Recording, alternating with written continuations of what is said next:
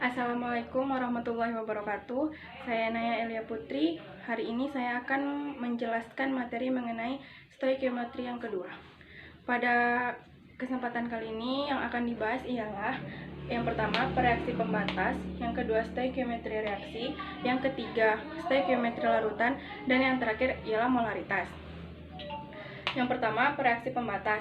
Konsepnya, zat-zat yang direaksikan tidak selalu tepat sesuai dengan koefisien reaksi. Kadang-kadang, jumlah reaktan bisa kurang atau lebih banyak dari yang diperlukan agar reaksi sempurna. Yang kedua, reaksi yang bereaksi habis dan membatasi jalannya reaksi disebut dengan reaksi pembatas sebagai acuan untuk menghitung zat yang bereaksi atau jumlah zat yang dihasilkan.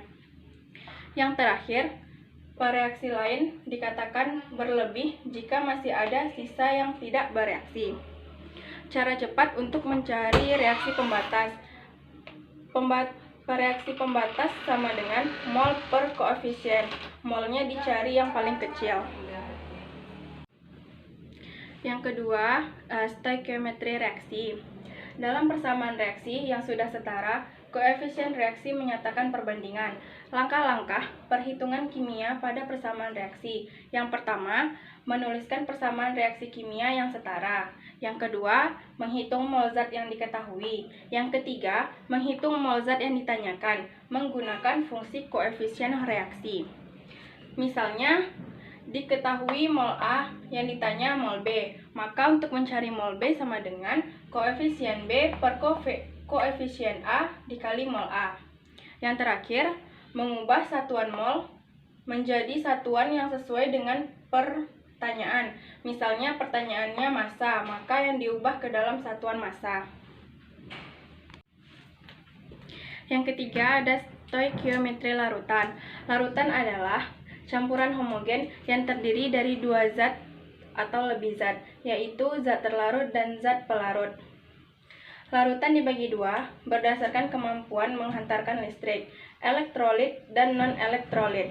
Contoh senyawa ionik dan senyawa kovalen polar. Elektrolit yang kuat dapat menghantarkan lebih banyak arus listrik dibandingkan dengan elektrolit. Larutan non-elektrolit tidak dapat menghantarkan listrik, contohnya senyawa kovalen nonpolar. Persamaan ion. Tahap membuat persamaan ion. Yang pertama, buat persamaan reaksi lengkap dengan wujudnya lalu setarakan. Yang kedua, buat persamaan ion lengkap yang berwujud larutan dan merupakan elektrolit kuat dipecah jadi ion.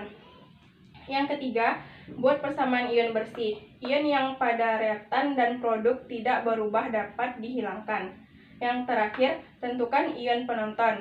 Ion yang tidak mengalami perubahan. Yang keempat, ada molaritas. Molaritas adalah perbandingan antara mol yang dilarutkan dibagi dengan volume larutan. Untuk mencari molaritas, kita bisa menggunakan rumus M sama dengan N per V, di mana M molaritas, N jumlah mol zat dan volume, dan V sama dengan volume larutan. Sekian penjelasan materi mengenai stoikiometri. Apabila ada penyampaian yang kurang tepat, saya mohon maaf. Saya akhiri. Wassalamualaikum warahmatullahi wabarakatuh.